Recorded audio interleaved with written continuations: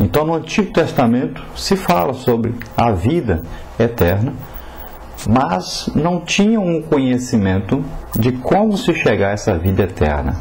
No Novo Testamento, Deus vem a nós, como homem, nos mostrando o caminho para a vida eterna, nos mostrando a única porta de entrada para a vida eterna. E Jesus diz: eu sou a porta, quem entrar por mim entrará e sairá e achará pastagem. Ou seja, entrará na vida eterna, sairá do mundo, sairá da vida de pecado, da vida da condenação eterna do pecado, sairá aí e entrará numa vida eterna com Deus. Glória a Deus. Passou da morte eterna, do afastamento eterno de Deus, para a vida eterna. Glória a Deus. E João diz: o que vimos e ouvimos, isso vos anunciamos, para que também tenhais comunhão conosco. João então está dizendo: olha, o que eu vi, nós os apóstolos ouvimos, vimos Jesus pregando, vimos ele fazendo milagres, ouvimos as mensagens, e é isso que nós estamos anunciando a vocês, para que vocês também tenham a vida eterna. Essa é a pregação do Evangelho, mostrar Jesus para que todos tenham a vida eterna. E ele diz: olha, e a nossa comunhão, e ele diz, para que vocês tenham comunhão conosco. Comunhão quer dizer ter tudo em comum, ou seja, ter a vida eterna em comum conosco. E ele diz: olha, e a nossa comunhão é com o Pai e com seu Filho Jesus Cristo. Então essa comunhão só tem uma possibilidade de haver uma comunhão entre crentes, entre salvos, entre aqueles então que aceitaram Jesus como Senhor e Salvador, que creem nas promessas de Deus, na revelação de Deus para nós, que é o seu Filho Jesus Cristo. Então ele diz: e essas coisas vos escrevemos para que o vosso gozo se cumpra. Que gozo? A vida eterna, a felicidade eterna, a presença de Deus eterna, a nossa morada com Deus eternamente. Glória a Deus. Então, vida eterna, aí João define essa vida eterna em função de Cristo. Essa vida eterna só pode ser obtida mediante a fé em Jesus Cristo e a comunhão com Jesus Cristo. Se nós lermos, por exemplo, 1 de João 5 e 12, lá João diz: olha, quem tem o Filho tem a vida. Quem não tem o Filho não tem a vida. Então todos os povos devem ouvir o Evangelho, porque a vida eterna está no Filho de Deus e não se pode recebê-la nem tê-la de nenhuma outra forma e nenhuma outra fonte. Então ele é o único caminho e a vida. Veja, né? João 14,6. A vida eterna então é a vida de Cristo em nós. Então, quando nós aceitamos Jesus Cristo, ele morreu em nosso lugar. Para quê? Para nos dar a sua vida. Então nós estamos em Cristo. Então nós possuímos a vida eterna quando mantemos essa vital comunhão com Jesus Cristo pela fé. Você veja João 15,4, veja 17,3, veja Colossenses 3,4. Tudo fala sobre isso. Essa certeza de salvação todo cristão deve ter, deve viver. Então, essa certeza de que quando Cristo voltar ou a morte chegar, este cristão então irá estar com o Senhor no céu. Veja Filipenses 1,23, 2 Coríntios 5,8. Então, o propósito de João, ao escrever essa primeira epístola, é que o povo de Deus tenha então essa mesma certeza que ele tinha, essa certeza de estar um dia para sempre com o Senhor. Note que João não declara em parte alguma da carta que uma experiência de conversão vivida apenas no passado proporciona então ou garanta aí uma salvação hoje. A salvação, ela é contínua. Enquanto você está em comunhão com Cristo, você está salvo. Se você não estiver em comunhão com Cristo, você perde essa salvação. É uma salvação contínua.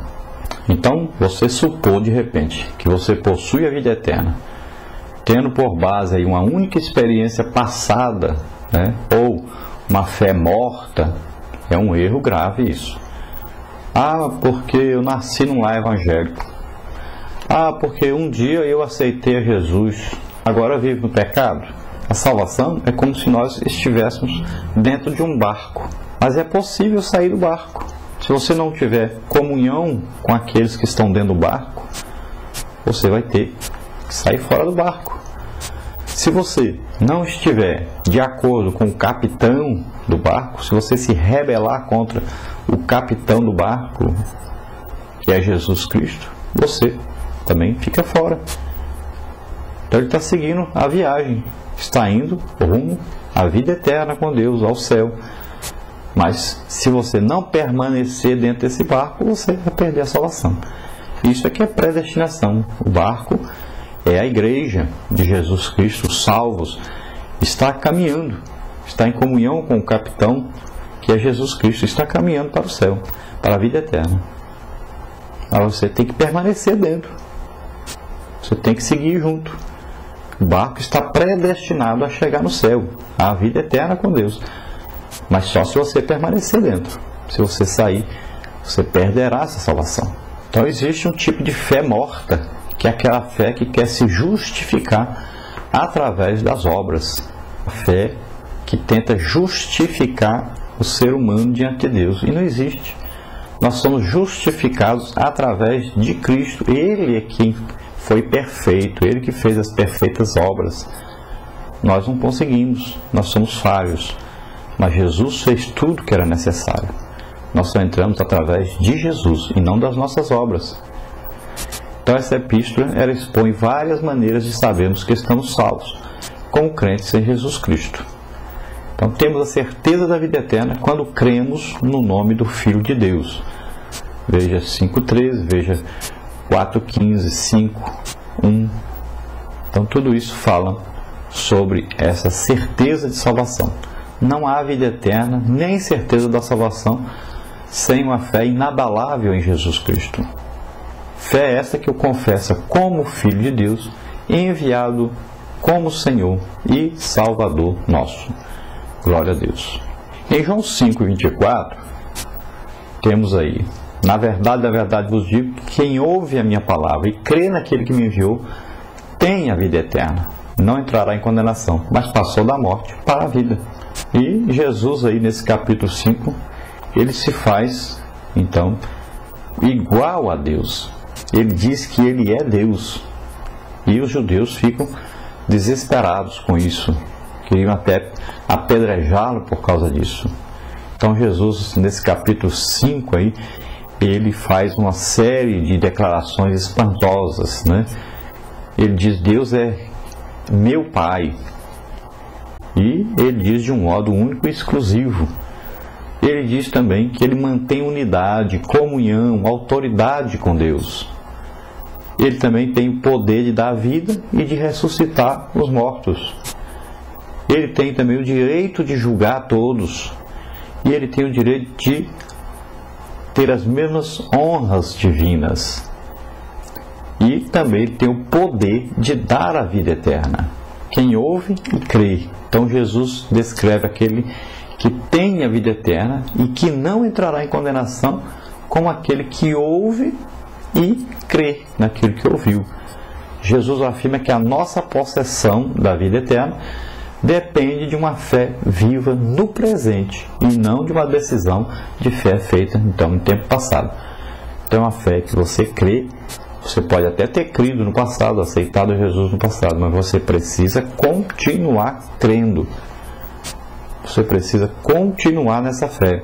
Você precisa continuar nessa comunhão com o Espírito Santo até a vinda de Jesus e o arrebatamento da igreja, onde nós estaremos então a partir daí para sempre com o Senhor.